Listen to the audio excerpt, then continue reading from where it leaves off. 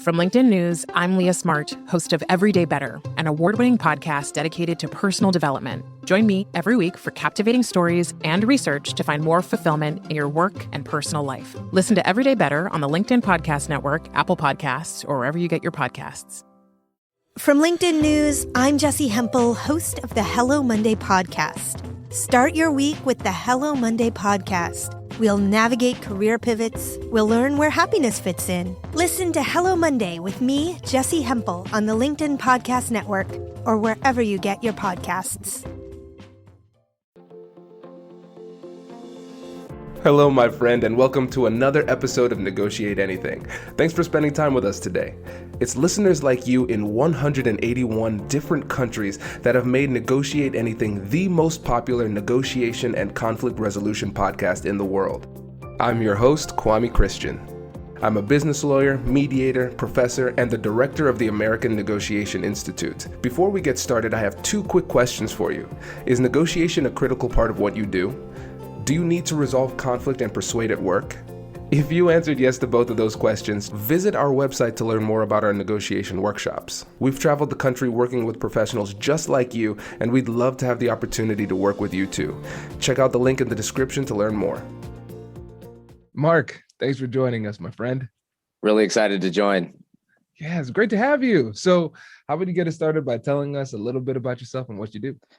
Yeah, sure. So my name is Marc Howland. I grew up in a small lower middle class household in Cleveland, Ohio. My mom was a public defender for 40 years and committed her entire life to improving the quality of life of others. And she really instilled those values in me. And I had a lot of opportunities that I was presented. I was able to do pretty well in school, got scholarship to go to a top college preparatory high school, and led to an opportunity to go to Brown University. I was a business econ major, also a dual sport athlete in football and track, and ended up going to the financial world. Got an opportunity to work at Goldman Sachs as an investment banker for several years, and then at the Carlyle Group, a private equity fund after that, and was able to get an opportunity to go to Harvard Business School for my MBA. And I've been an entrepreneur ever since post 2018. And most recently, I was called to build a company called Breadless. It is a quick service restaurant chain that serves savory on the go breadless sandwiches made with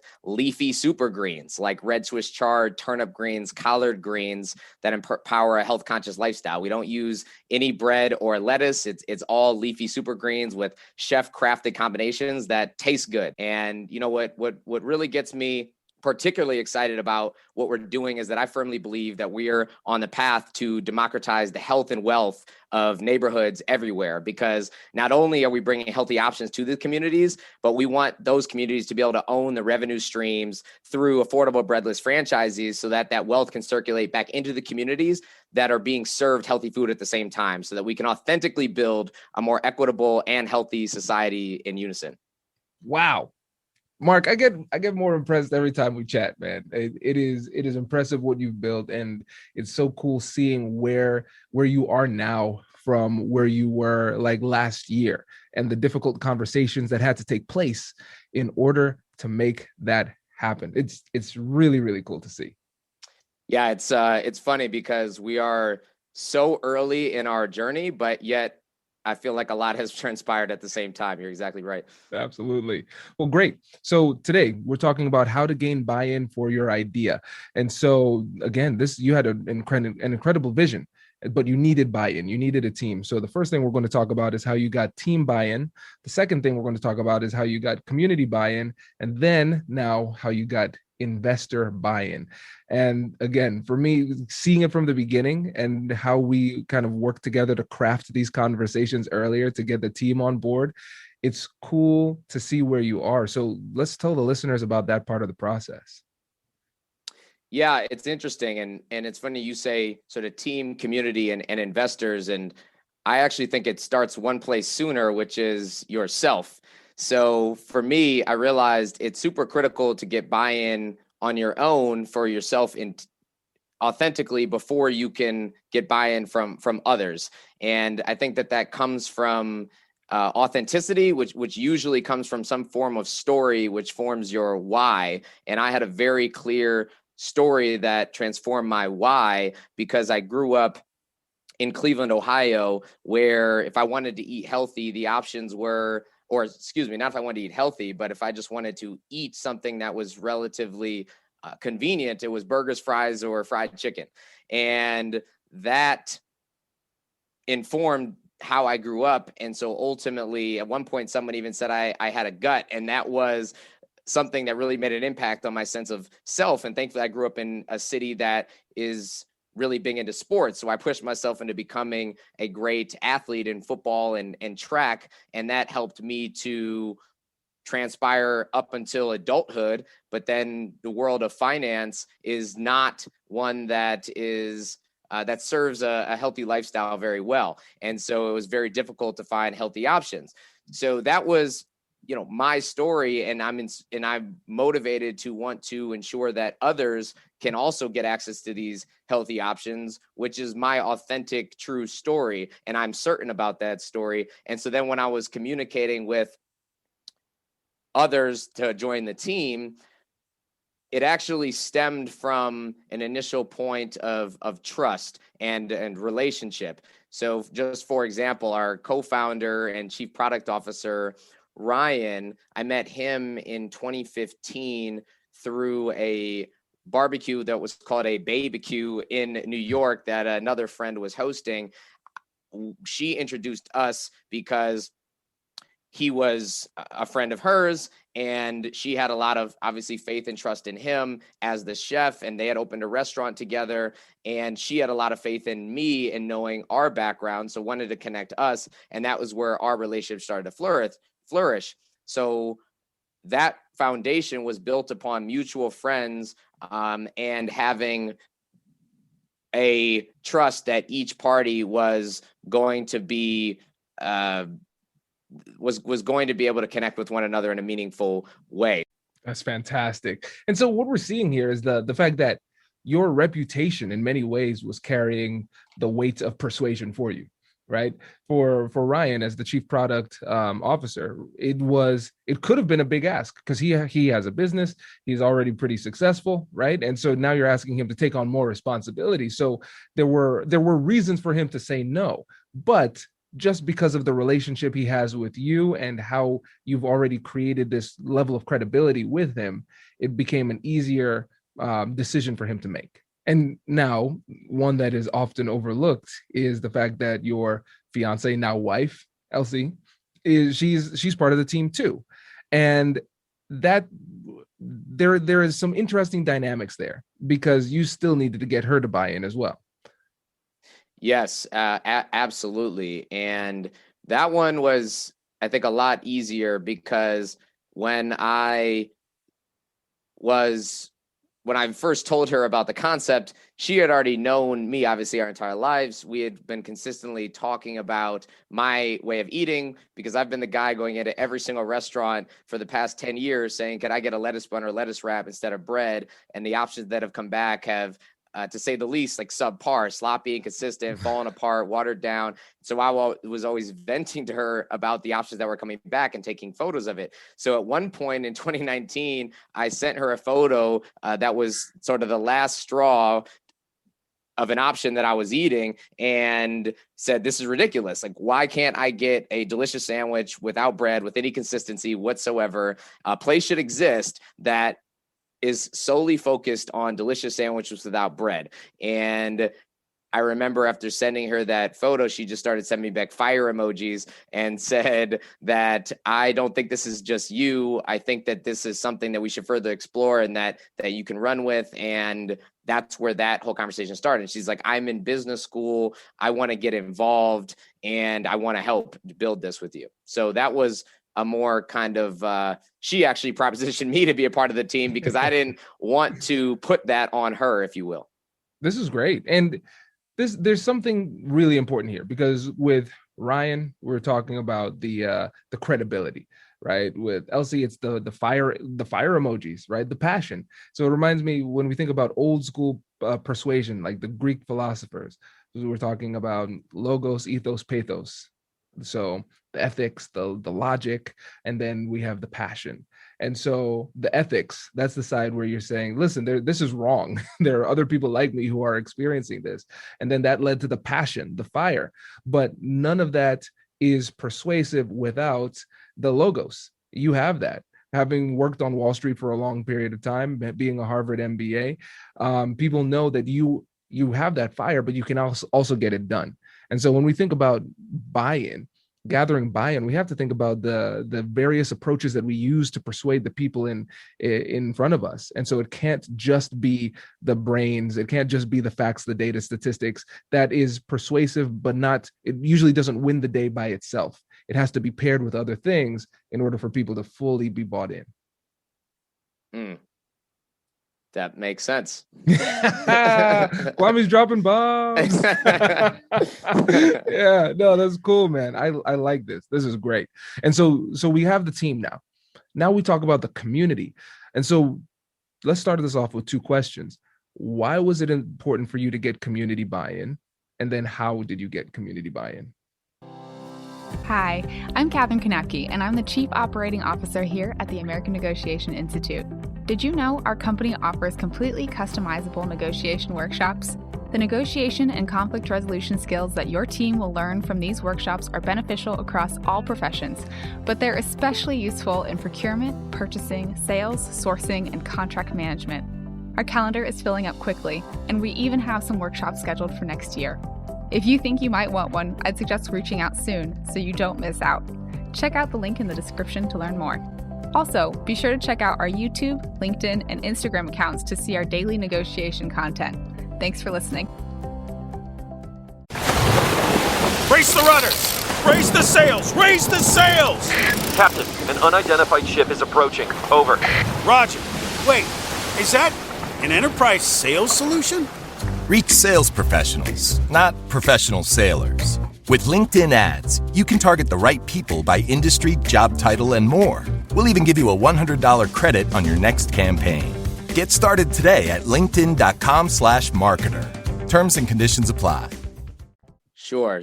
Well, ultimately, we have a product that is going to serve the community. And how can you serve the community without fully understanding the community? And so I felt it was our duty and obligation to get as great of understanding as possible. You know, as I stated, I'm from Cleveland. My now wife, fiance at the time, is from Detroit. So she knew the community well. And Ryan was also in Detroit. But as the visionary for the company, I felt it was super critical. Even though Cleveland is right down the road and has similarities, I wanted to authentically get into the Detroit market as much as possible. But that also leads me to, like, why did we even choose Detroit, right? And that all came to that was wrapped around the conclusion that I had that Detroiters don't have access to healthy foods the same way that Clevelanders didn't have access to healthy foods. And I talked to a lot of individuals who, when I was mentioning to them the concept of Breadless, they would say, well, hey, why don't you bring in this concept to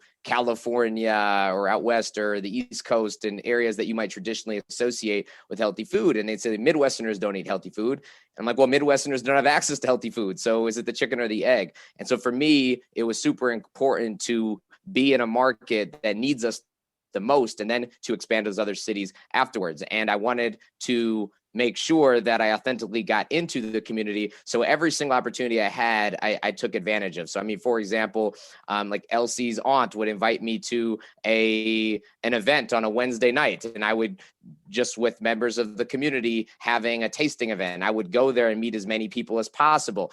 When we were just trying to get our product into the market and test with various community members, I would call all the gyms like LA Fitness, Crunch Fitness, the YMCA, et cetera, and tell them, hey, I'm selling delicious sandwiches without bread. And the GMs would say, we hate bread. This sounds great. Come on in. And so next thing you know, I'm the guy in there with the standing banner that says delicious sandwiches, no bread, selling sandwiches inside of these gyms, talking to as many people in the community as possible about what they like, what they don't like, why they chose to stop here, where else are they eating.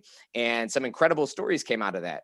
I mean, there was this woman named Tracy, for instance, who, when I was walking into the gym one time, there was a note for me on the counter from the GM saying, Mark, Tracy said you need to call her. I'm thinking, oh no, what did I do? I'm in trouble. What happened? And I called Tracy and she said, is this Mark? Is this Breadless? Are you set up yet?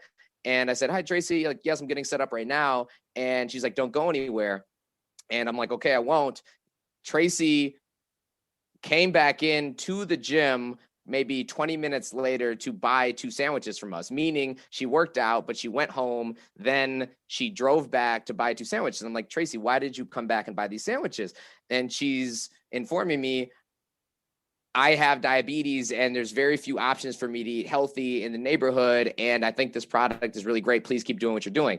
And that just sort of floored me. I'm like, well, what kind of world do we live in where somebody has to drive to this random pop-up at LA Fitness to get something that they view as the only healthy option in their community? And that is really an inspiring story that kept me going at the time to realize people actually really need this in the community. And we're right here. We're in the community. So let me just continue to dig in further. Yeah. And I love how you started the story, like just your experience in Detroit, with the fact that it started off with Elsie and her aunt who connected you with other people, right? Because it can be difficult to get a start in a new city. But if you have somebody else who's vouching for you, it makes it a little bit easier, right? Oh, it was actually incredible, like how much support there has been with just getting into the city. I mean, I was going to every little event that I could, or there'd be a event about micro lending. There would be an event with other entrepreneurs and their food startups. And I would go to all these events, meet as many people as possible, and continue to share what I was trying to do. And in that process, there was just an incredible amount of serendipity of others who were aligned with what we were trying to do, saying, oh, you need to meet this person, you need to meet this person, you need to meet this person, all the way up until the partners of Detroit Venture Partners who invested in the company. And that was just an organic process of really trying to learn as much as I could and meet as many people as possible. I'm very grateful for all the people who have come around us thus far. It's fantastic. Now, when you think about community buy-in, were there any situations that were more difficult, where you really had to work a little bit to get people to get on board and see the vision? Well, in any company or with any new product or concept, you have to get extremely comfortable with rejection. And I know that this is not going to be, it's not a product that everyone looks at and knows exactly what it is, right? Especially when you're in a pop-up and you have a product that is pre-packaged in a brown paper bag, and I'm telling them it's a delicious sandwich without bread. Some people are looking at me, well, what the heck does that mean? Can I, are you giving out free samples? And some instances we would give out free samples. Other instances we would not give out free samples because we only had limited product. We didn't have a legitimate infrastructure yet. So if I gave a free sample to this person, then I don't have the option to share this with other people as well. And so there was, as you can imagine, there's a lot of pushback. There's a lot of rejection that you will face, but then at the same time, there's an overwhelming overwhelming wave of evangelists and people who are super excited about it and are like, I've been waiting for this forever. And it's those people that we really try to hone in on. Yeah, it makes sense. And I think one thing we have to recognize is that with negotiation, life in general, rejection is part of the process. And I'm using air quotes for the listeners who are just on audio, these failures are necessary parts of the process, right? And I know for me, when I was starting my business, I learned a lot through some of the disappointments when people didn't see the vision, those type of things. But I collect that data, and you could use negotiation as a tool for further investigation. Okay. Well, what's the concern that you have? What can I do better? You're getting that information so you can then improve through the process, even if you didn't get what you wanted in that specific interaction. And now when we transition to the investors, I think a lot of folks who are the business savvy portion of the audience are like, yeah, let's talk about the money, right? So let's talk about the money, right? How did that process go for you? Like, what was your strategy? How did in these difficult conversations and negotiations play a role? That was a longer process than, it may have appeared, right? I mean, from the moment we started aggressively raising capital, like over the summer, we ended up closing the $1.1 million round in September. So the process itself was short, but I think the key component of that is the process didn't start when I started talking to investors. The process started when we made the decision to pursue this concept and to get into the community and sell it. It started a year prior to that, plus when we tried to just get into gyms, which evolved into catering. I mean, my fiance was at the University of Michigan telling everybody about this, and they were all consistently ordering catering for a lot of different student clubs and organizations. And so they were saying, like, wait a minute, like, can we cater Breadless? This sounds great. And so we said, absolutely. And we were just figuring it out as we were going and learning in the process.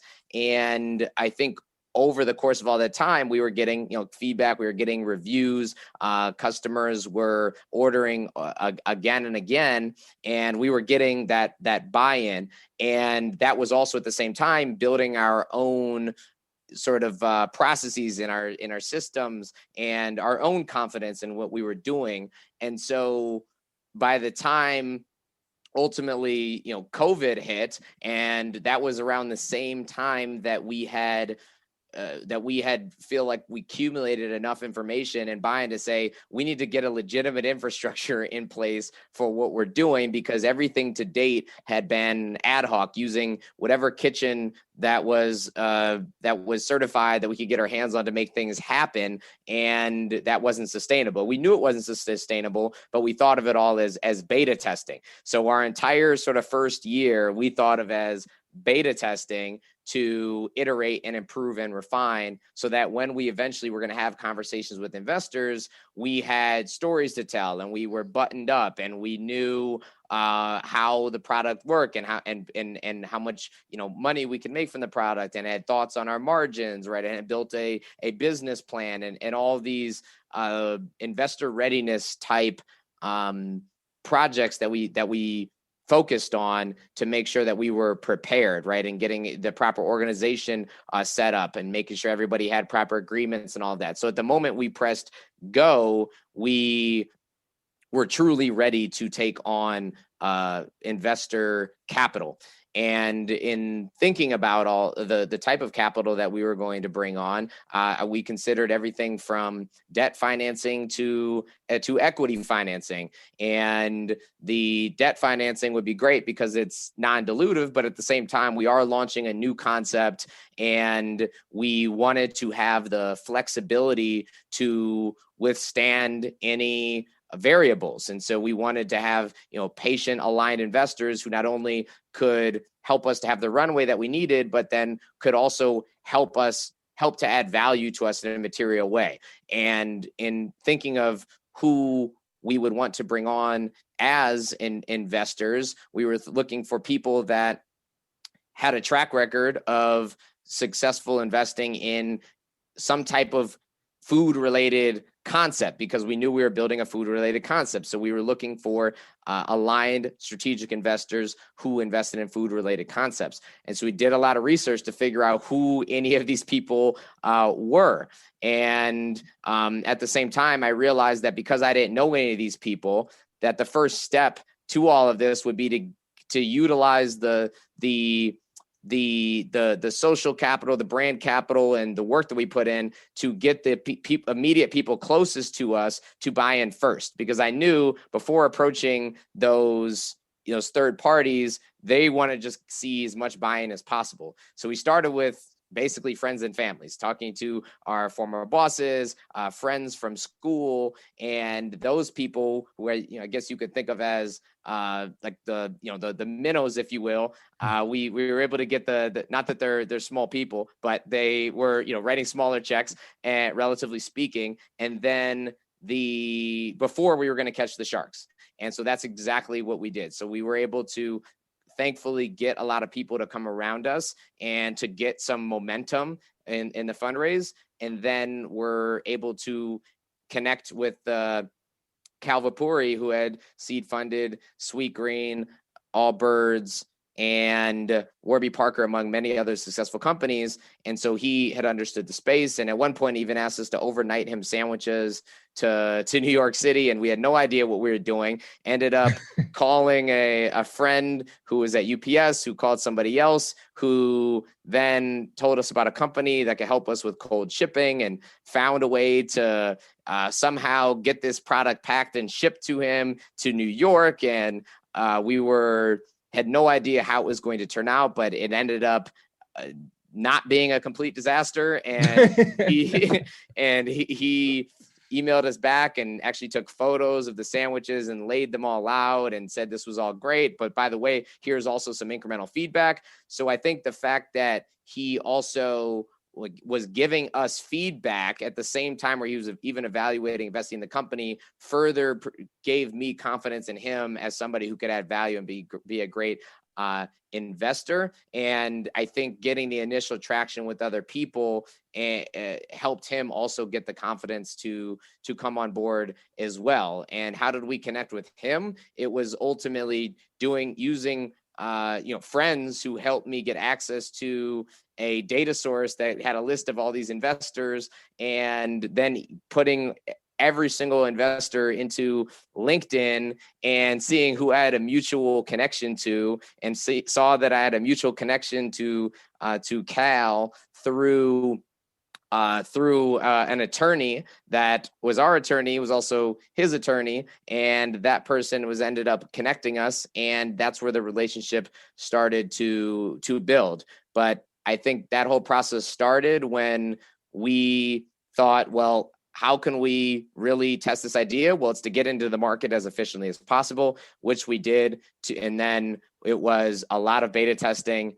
And that was a year-long process with a lot of trials and tribulations, and then getting the buy-in from people closest to us as investors to lead the momentum for the round, and then getting somebody who's going to write a much larger check to then become like the formal lead for the round. And then because we were launching in Detroit as well, and we had a ton of respect for Detroit Venture Partners, we were excited to be able to bring them into the round as well, particularly because we're also a Detroit-based concept that plans to scale like nationwide, but we're launching right here in Detroit, want to build the city up and build our communities up. And they were aligned with our mission, what we're trying to do. And we're grateful to have them on the team. Fantastic. Yeah. And listeners, you can see the strategy here, right? The strategy that was intentional, and then the strategy that was just organic and relational, right? Because what we're seeing is the fact that you've been intentional about creating these relationships, and you've nurtured those relationships. That's how you're able to make these connections. That's how you're able to reach out to the people who are close to you and get buy-in for the investments too. And then it led to the bigger opportunities. And I especially like the fact that you talked about how you were strategic about making sure that you were fully prepared before going to the sharks, right? To the major investors. And I feel like a lot of times people, they jump the gun and they start to take that shot too early when they're not fully prepared. But I think an undervalued portion of your story is the patience that it took to get there, even though from the outside looking in, it seems like it's all coming together really quickly. Yeah, and I think one element I even forgot to mention that was a key component of this as well. I mean, at the beginning of the process, when we were even beta testing, I even got a job at Jimmy John's as a sandwich maker, so that I could just learn as much as possible about the quick service restaurant space, and to be, if I'm going to authentically launch a company focused on the quick service restaurant arena, I better understand as much as possible. And then there's a lot of amazing people who have come around us as investors and advisors that I've been maintaining relationships with, and even some people who potentially intended to just be an advisor. And I would flat out ask them, well, if you're going to be an advisor, you might as well just be a small investor. And they then decided to actually, invest in the company, and have been very helpful, because they're now even more aligned than if they're just providing advice. They're actually invested in the outcome, figuratively and literally. Absolutely. And for the listeners out there who are listening, what piece of advice would you give them if they have some idea, whether it's within their career at the organization where they work or in a business? if they're struggling to get buy-in, what would you say is the first thing they should do? The first thing that I think you should do is make sure that, number one, you have absolute certainty in what you are doing and that you've convinced yourself that this is what you want to do.